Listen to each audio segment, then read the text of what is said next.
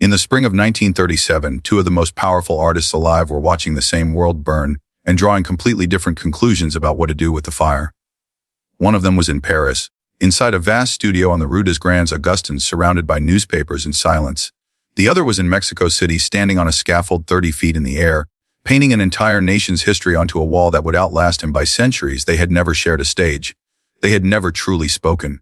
But the war between Pablo Picasso and Diego Rivera had been building for years, quietly, through whispers in galleries, through secondhand insults delivered at dinner tables, through the kind of professional contempt that only exists between two men who are genuinely afraid of what the other represents.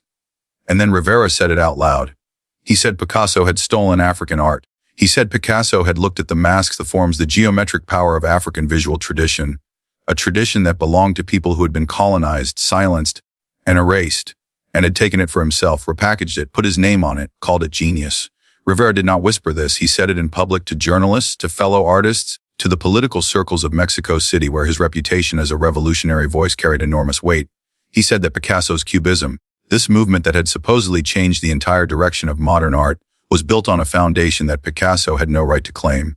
The art world held its breath, because Rivera was not a small man making a small accusation. Diego Rivera in 1937 was a titan. His murals covered the walls of government buildings, universities, and public squares across Mexico. He had painted the Detroit industry murals in the United States of America.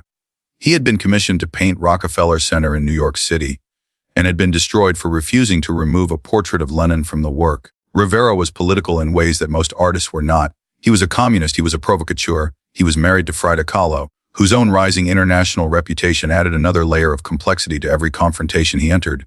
Rivera was not simply an artist, he was a movement. And when a movement accuses a man of theft, the accusation does not disappear quietly. Picasso heard what Rivera said. To understand why Rivera's words landed with such particular force, it is necessary to understand what Cubism actually was, and where it came from. Art historians have long acknowledged that the formal breakthroughs that defined early Cubism, most visibly in Picasso's 1907 canvas Les Demoiselles d'Avignon, were profoundly shaped by Picasso's encounter with African and Iberian masks at the Trocadero Museum in Paris. Picasso himself acknowledged this. He spoke about it, the angular geometry, the fractured planes, the refusal of a single fixed perspective. These were not ideas that emerged from the European tradition. They came from somewhere older, from visual languages that had been developed over generations by cultures that Europe had spent centuries trying to suppress. What Rivera was saying, in the language of 1937, before the academic vocabulary for such arguments had fully developed, was that Picasso had committed a form of cultural appropriation, that he had walked into a museum, looked at objects that had been taken from their original contexts and placed behind glass for European consumption, and had used what he saw as raw material for his own reinvention. That the people who created those objects, the communities whose centuries of artistic tradition Picasso had absorbed, received no credit. That Picasso had looked at the genius of others and called it inspiration, when Rivera believed the more honest word was extraction. This was not a trivial argument. It was not jealousy dressed up as principle. Rivera had spent his entire career trying to create a visual language that belonged to the people of Mexico, to indigenous traditions, to the working class, to the revolutionary history of a nation that had been colonized and exploited for centuries. He understood from the inside what it meant for a dominant culture to absorb the aesthetics of a marginalized one without acknowledgement. And he believed that Picasso, whatever his talent, had done exactly that on the grandest possible stage. Picasso did not respond with a statement. He did not call a press conference. He did not write an open letter. He did not argue. He went back to his studio on the Rue des Grands Augustins and he painted. What he painted in the weeks and months that followed was Guernica. The timing matters. It always matters with Picasso, because Guernica was not only a response to the bombing of the Basque town of the same name in northern Spain on April 26, 1937, though it was that. It was not only a political statement against fascism, though it was that too. It was, for those paying attention to the full context of that year, something else as well. It was Picasso's answer to the question Rivera had posed. Not in words, in work. Guernica is 11 feet tall and nearly 26 feet wide. It was painted in gray, black, and white, not the warm palette of Mediterranean Spain, not the rich earth tones of Rivera's murals, but something starker and more merciless. A horse screaming, a bull standing watching, a mother holding a dead child, a soldier's broken body on the ground, a woman falling from a burning building, a lamp thrust into the frame like an accusation, every figure fractured, every body broken, every face distorted into shapes that express what realistic representation cannot reach. The specific texture of mass terror, the way violence does not simply wound the body but shatters the mind's ability to make sense of what it is seeing. It is, among many other things, A demonstration of what Picasso believed he had done with the visual language he had encountered in that Paris museum. He had taken the power of fragmentation, the capacity to show multiple truths simultaneously, to refuse the false comfort of a single coherent view, and turned it toward the most urgent political horror of his time. The formal tools that Rivera accused him of stealing were now being used to document a massacre, to make an argument that could not be made in any other way. Whether that justification satisfied Rivera is another question entirely.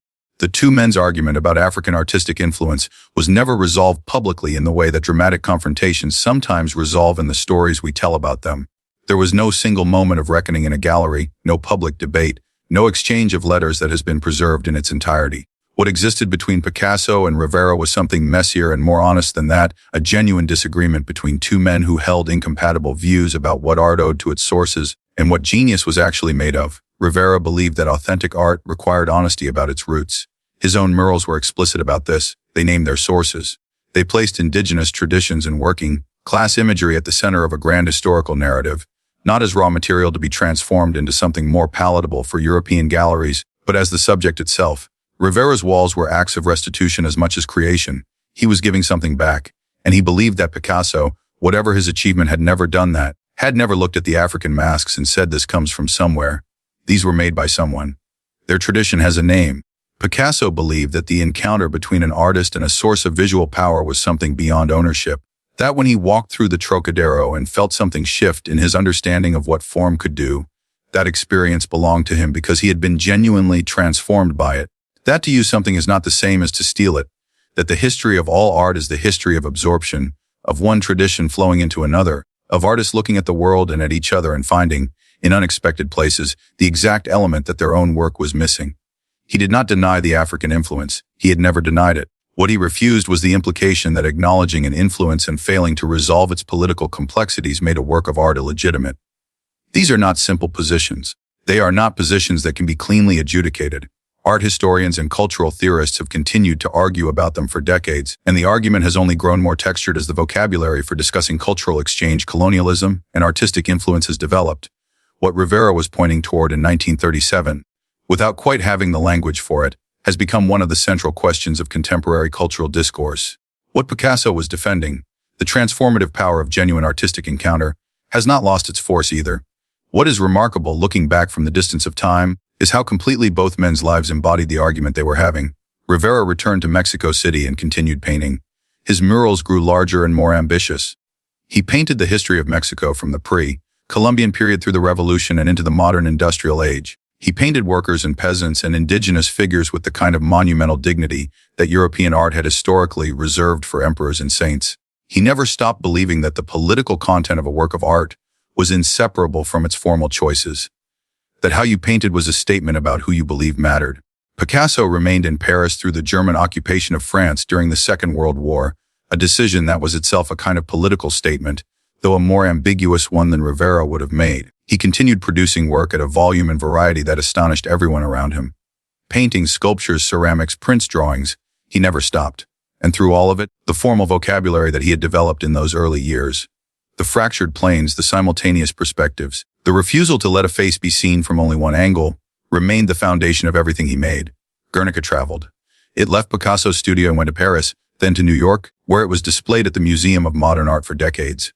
Picasso refused to allow it to return to Spain as long as Francisco Franco's fascist government remained in power. The painting became a political object as well as an artistic one, a condition that Rivera might have recognized, since his own murals had always been both. When Franco died in 1975, began its transition to democracy. Picasso was already gone. He died in April 1973. Guernica finally came home to it in 1981. Rivera died in 1957, 24 years before Guernica returned to Spain. He died in his studio in Mexico City, still working, still arguing, still insisting that art was not separate from the world that produced it.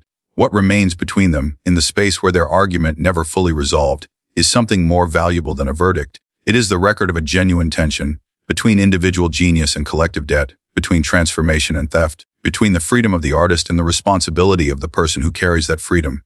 Neither man was entirely right. Neither man was entirely wrong. And the work they both left behind continues to ask the questions they spent their lives fighting over. Picasso never publicly acknowledged Rivera's specific accusation. He did not defend himself against the charge of cultural extraction in the direct, systematic way that Rivera's critique demanded. Whether this was arrogance or wisdom, or simply the refusal of a man who believed his paintings spoke more clearly than his words, is impossible to say with certainty. What is certain is that Guernica stands. It stood in Paris while the world went to war. It stood in New York while the world rebuilt itself. It stands in Madrid now in a room specifically designed for it, and people stand in front of it and feel something that cannot be fully explained. Diego Rivera's murals also stand.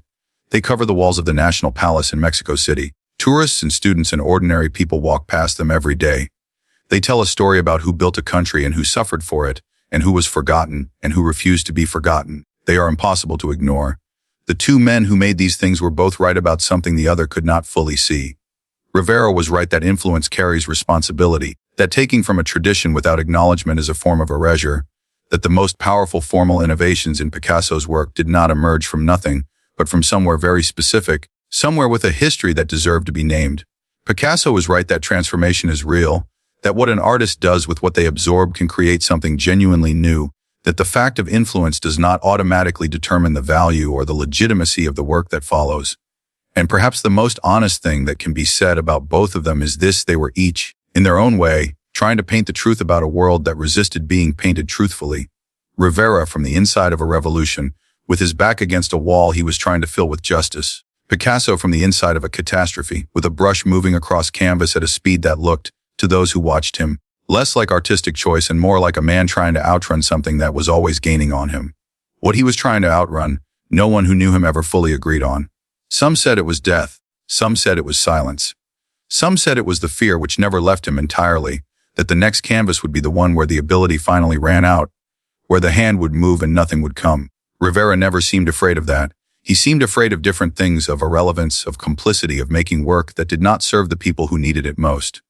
Two kinds of fear, two kinds of courage, two enormous bodies of work that the world is still learning how to read.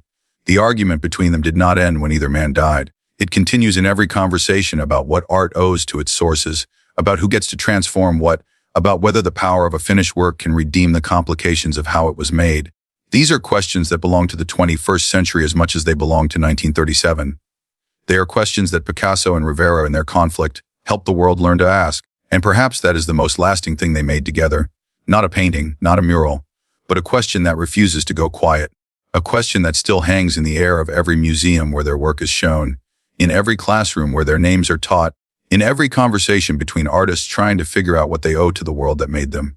If this story of two titans, two visions, and one argument that changed the history of art moved you in any way, share it with someone who believes that art exists outside of history, because it never has, and the greatest artists have always known that. Subscribe and stay for more stories about the people who refuse to let the world remain comfortable.